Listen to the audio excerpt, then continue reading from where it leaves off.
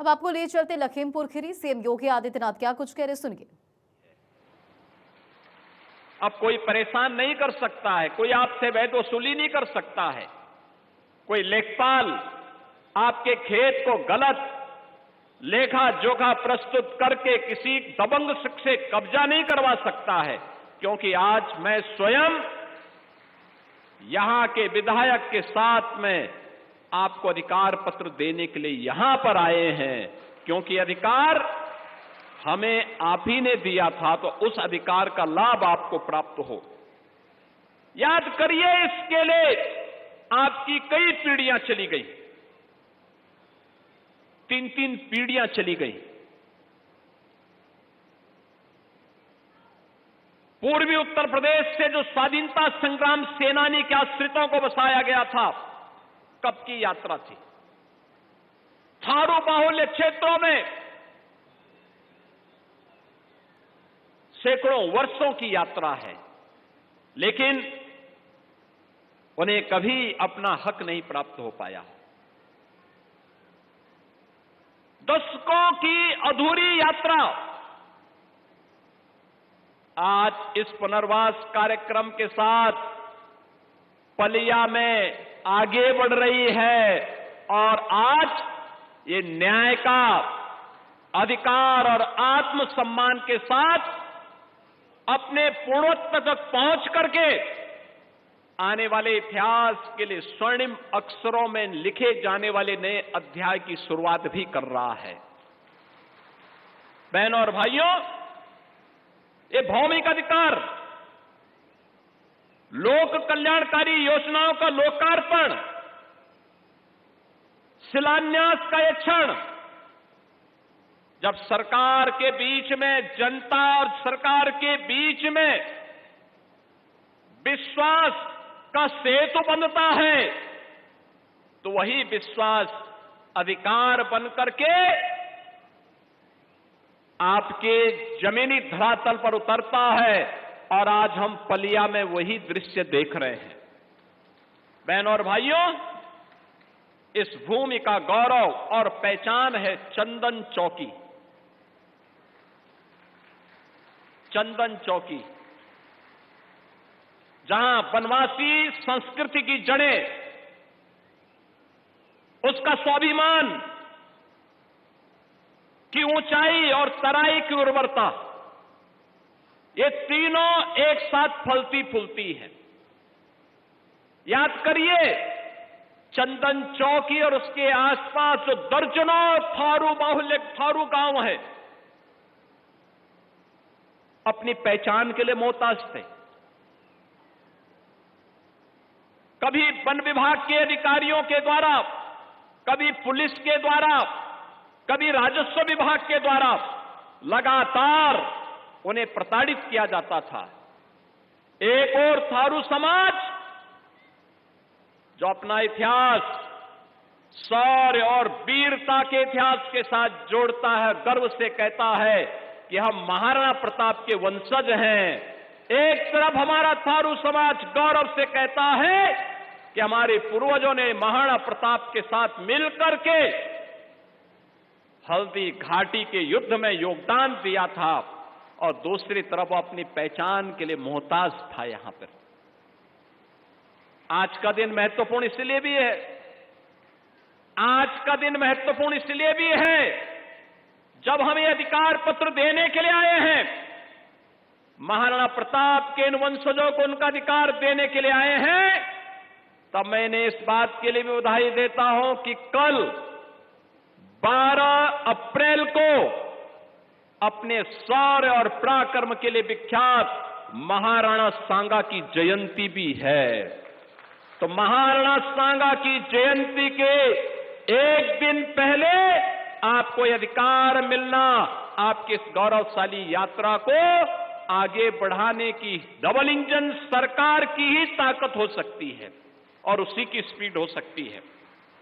बहनों और भाइयों, वहीं दूसरी ओर पूर्वी उत्तर प्रदेश से आए हुए वे लोग जिन्होंने देश की आजादी के लिए अपना सब कुछ खोया, ब्रिटिश कालखंड में इनके अधिकार बाधित कर दिए गए, इनकी जमीनों पर ब्रिटिशर ने कब्जा कर लिया, इन पर यातनाएं दी, किसी को काला पानी की सजा दी, किसी को फांसी की सजा दी, किसी को बिना सुनवाई देश निकाला कर दिया। जैसे तैसे वे लोग देश की आजादी के बाद मुक्त हुए। तत्कालीन सरकार ने उन्हें बसाने की व्यवस्था की, बसाया तो, लेकिन बसाने के साथ कभी भी उनका अधिकार, जमीन का हक उन्हें उपलब्ध नहीं करवा पाए, उनको नहीं मिल पाया, उनका अधिकार नहीं मिल पाया। याद करिए कितनी लंबी यात्रा, और वे लोग जिन्होंने देश की आजादी में योगदान दिया, याद करिए जिन्होंने देश की आजादी में योगदान दिया, वे लोग आजाद भारत में अपने अधिकार से वंचित थे। जिन्होंने देश की आजादी में अपना योगदान दिया, लेकिन स्वतंत्र भारत में उनको अधिकार से वंचित कर दिया गया। थारू समाज 1976 में इन गांवों में उनको जमीन देने की बात कही गई थी, 1976 में, लेकिन कभी अपने जमीन पर अधिकार नहीं प्राप्त कर पाए, उन्हें स्वामित्व नहीं मिला। 1955 में पूर्वी उत्तर प्रदेश से आए हुए इन स्वाधीनता संग्राम सेनानियों को भी अधिकार नहीं प्राप्त हो पाया, उनका मालिकाना अधिकार नहीं प्राप्त हो पाया। याद करिए 70 साल और 50 साल की इस यात्रा को याद करिए। पिछली सरकारों में संवेदना का भाव था, अपने परिवारवाद से ऊपर उठ पाते तो इन थारूओं के बारे में, पूर्वी उत्तर प्रदेश से आए हुए निवासियों के बारे में, स्वाधीनता संग्राम सेनानी के आश्रितों के बारे में सोच पाते। लेकिन जिनको समाज को बांटने से फुर्सत न हो, जिन्होंने सदैव बांटने का काम किया हो, जिन्होंने शासन, आपके हकों पर, आपके संसाधनों पर डकैती डालने का काम किया हो, उनसे ये उम्मीद करना कि वे आपको आपका अधिकार दिलाएंगे, कभी नहीं दिलाते, कभी नहीं दिलाते। आपकी पहचान को तो वे समाप्त करने के लिए उतारू थे। याद करिए, आपका अधिकार तो नहीं मिल पाया, लेकिन आपके सामने, आपके नौजवानों के सामने पहचान का संकट जरूर खड़ा किए थे। उनके सामने पहचान का संकट खड़ा किए थे। और ये पहचान का संकट किस रूप में? कहीं माफिया का संकट, कहीं गुंडों का संकट, कहीं कर्फ्यू का संकट, कहीं पर अन्य प्रकार की पहचान का संकट। लेकिन आज मैं गौरव के साथ कह सकता हूं, जिस जमीन पर आपका कब्जा है, जहां पर आप खेती जोतते हैं, जहां पर फसल लहलहाती है, जिस जमीन पर आपने सपने बोए थे, आज उस सपने को आकार देने के लिए डबल इंजन की सरकार आपके साथ खड़ी होकर के आपको भौमिक अधिकार देने के लिए आपके बीच आई है। और इसीलिए आज वह इंतजार खत्म हुआ। बहनों और भाइयों, थारू समाज के 4,356 परिवारों को 5,338 हेक्टेयर, याद करिए, 5,338 हेक्टेयर भूमि का अधिकार पत्र यहां पर सौंपा गया है। अभी सौंपा है हमने मंच पे। आप सोचो, अगर आपका विधायक संघर्ष नहीं करता और सरकार में सुनते नहीं, प्रभारी मंत्री पैरवी नहीं करते, ये अन्य विधायकगण सहयोग में नहीं आते, वन मंत्री भी अपनी कुंडलनी मार करके बैठे रहते, क्या ये मिल पाता? नहीं मिल पाता, नहीं मिल पाता। आप याद करिए, आज 4,356 थारू परिवारों को 5,338 हेक्टेयर भूमि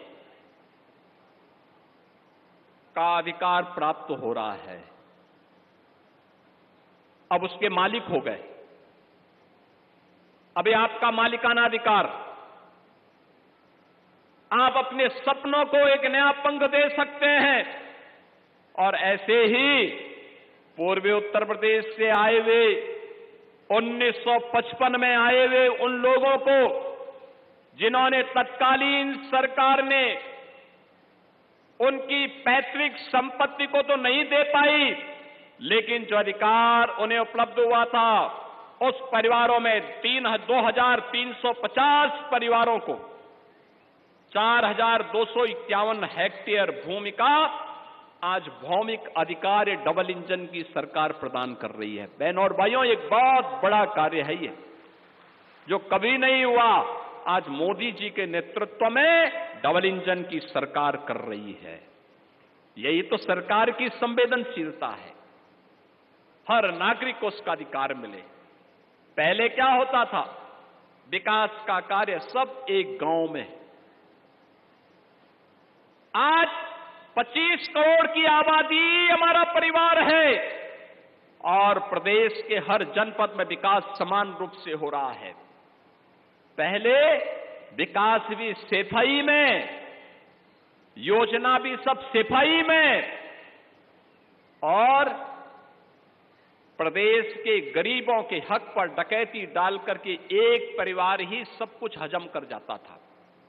आज बहनों और भाइयों, यह अधिकार जनता जनार्दन को प्राप्त हो रहा है।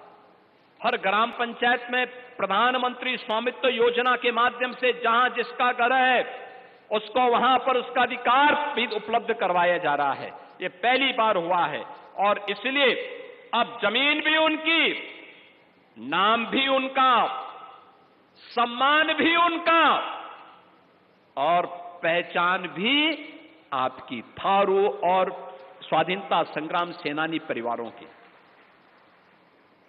बहनों और भाइयों, ये केवल अधिकार नहीं मिला है, ये विकास की एक नई धारा को आगे बढ़ाने की पहल है। विकास, जैसे रोमी साहनी ने अपने पैरों पर खड़ा होकर के जनता की लड़ाई भी लड़ी और विकास के कार्यक्रमों को भी आगे बढ़ाया। आज मैं उनको एक नई जिम्मेदारी देने जा रहा हूं यहां पे कि रोमी जी, आपने विकास के कुछ मॉडल खड़े किए हैं। आपने अर्थव्यवस्था को कैसे आगे बढ़ाया जा सकता है और व्यवसाय कैसे अभिवृद्धि हो सकती है, इसके कुछ मॉडल दिए हैं। मैंने आपकी बेकरी के बारे में काफी सुना है